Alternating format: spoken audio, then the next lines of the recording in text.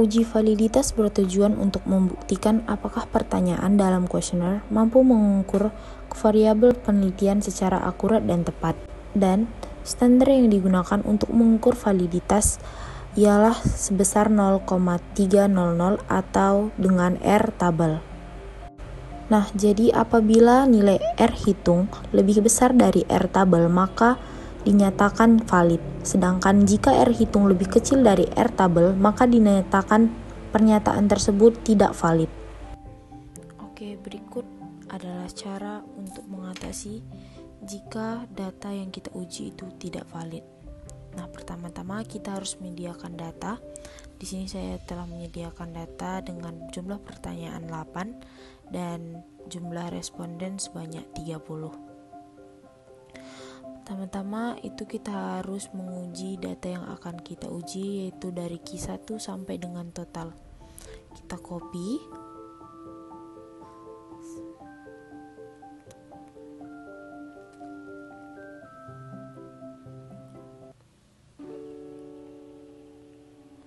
Setelah kita copy, kita masuk ke SPSS. Nah, di sini saya menggunakan SPSS 22. Nah, saya klik bagian yang pertama, kolom pertama kotaknya. Nah, di sini saya paste data yang sudah saya copy dari Excel tadi. Nah, setelah itu kita ke variable view. Di bagian variable view, di kolom name, kita ubah sesuai dengan nama yang kita buat di Excel tadi. Nah, seperti saya tadi buat Q1, Q2, sampai dengan total.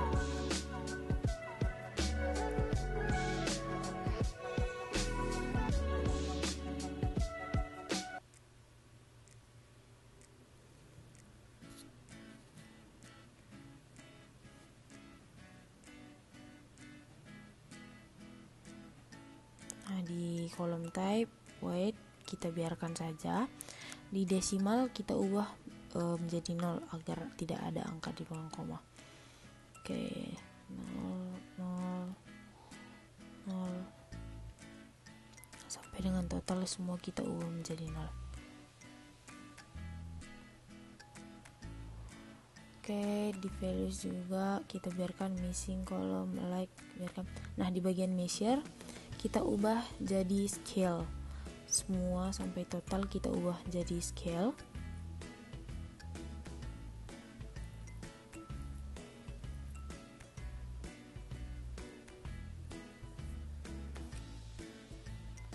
Nah, kita balik lagi ke data view. Sekarang kita menguji data tersebut dengan analyze. Kita ke analyze, baru correlate, baru pilih birth rate.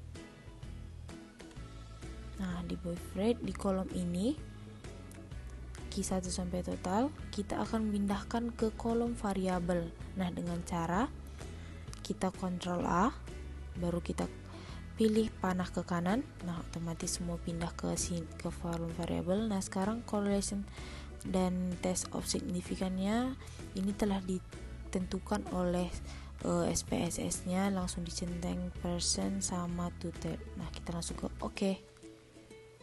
Nah, setelah itu kita telah mendapatkan data correlate. Nah, untuk menentukan validnya, kita hanya fokus ke percent correlation dan total. Nah, di sini untuk menentukan data itu valid atau tidak, itu kita tentukan dengan mencari R hitung dan R tabel. Nah, jika R hitungnya lebih besar, maka data tersebut dinyatakan valid. Nah, jika tidak valid, itu adalah kebalikannya. Nah, di sini kita telah mendapatkan nilai R hitungnya, yaitu di bagian total 0,471, 0,472, nah sampai seterusnya. Nah, untuk menentukan R tabel, yaitu kita lihat di sini. Nah, saya oke. Nah, untuk mendapatkan nilai R tabelnya ialah dengan cara mengurangi jumlah responden kurang 2. Nah, jadi tadi jumlah responden kita yaitu 30, jadi 30 dikurang 2 itu 28. Nah, jadi di sini saya memakai tingkat signifikannya 0,05. Nah, oke, 28. Nah, jadi angka yang kita bandingkan untuk R tabelnya yaitu 0,36 10. Oke. Kita ke bagian balik lagi. Nah, jadi di sini kita harus mencari data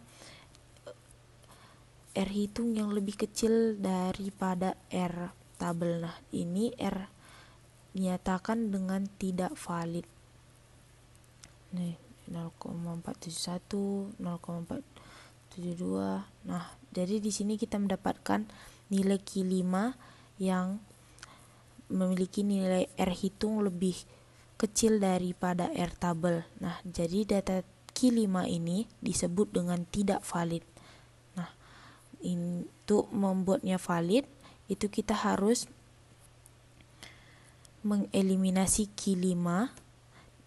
Nah, cara untuk mengeliminasi Q5 yaitu kita balik ke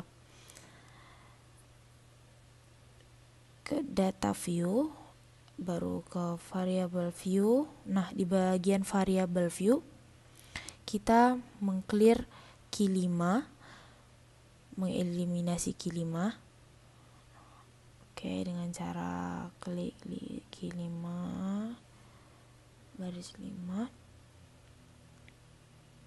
Oke, langsung clear. Nah, kita ke balik data view.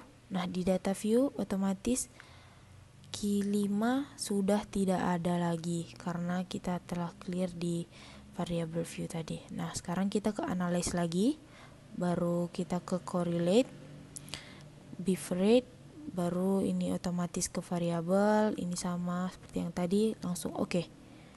Nah, di sini kita telah mendapati nilai R hitung semua di atas dari 0,3610. Nah, maka dinyatakan semua data yang kita pakai tersebut sudah valid. Tidak ada lagi data yang tidak valid. Nah, jadi berikut adalah cara untuk menentukan atau mengatasi jika data kita yang uji itu tidak valid, maka data yang tidak valid kita harus eliminasi. Berikut adalah salah satu caranya, yaitu dengan cara mengeliminasi data. Tujuan reliabilitas untuk melihat apakah kuesioner memiliki konsisten jika pengukuran dilakukan secara berulang.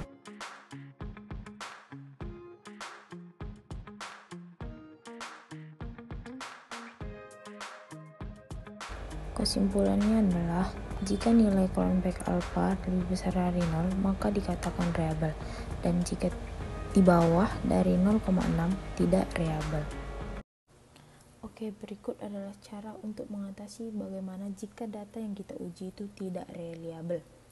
Nah, di sini saya telah menyediakan data dengan 8 pertanyaan dan jumlah responden sebanyak 36.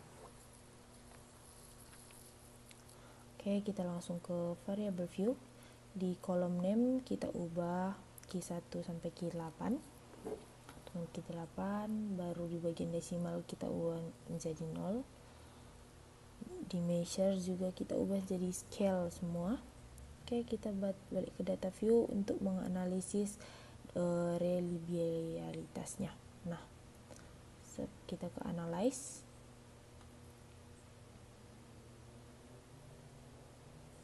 Kita pilih ke scale. Di scale kita pilih reliability analysis. Nah, di bagian kolom ini akan kita pindahkan ke bagian kolom item semua. Nah, caranya sama dengan yang tadi. Oke, setelah kita pindahkan, kita ke statistik. Nah, di bagian kolom deskriptif ini bagian item, scale, if item related, itu semua kita checklist. Oke, kita langsung ke continue. Oke, setelah itu kita oke. Nah, di sini kita mendapatkan nilai Cronbach's alpha-nya 0,564. Nah, jadi di sini kita mendapatkan nilai Cronbach's alpha yang tidak memenuhi nilai standar Cronbach's alpha yang senilai sebesar 0,60. Nah, jadi untuk menentukan data itu reliable, yaitu kita dapat dari nilai Cronbach's alpha-nya sebesar 0,60. Nah, di sini untuk mengatasi itu agar reliable, yaitu kita harus berpengaruh dengan Cronbach's alpha dilated. Nah, di sini kita harus mengeliminasi data nilai Cronbach's alpha dilated yang paling besar di antara semua. Nah, jadi di sini nilai Cronbach's alpha yang paling besar yaitu dijatuh pada data key 6 sebesar 0,657. Nah, jadi kita harus mengeliminasi key 6. Caranya sama seperti tadi, kita ke variable view, baru kita klik di 6, baru ke kanan, baru kita pilih clear. Oke, setelah itu kita balik lagi ke analyze, baru kita pilih scale, reliability analysis, ini otomatis. Kita ke statistik,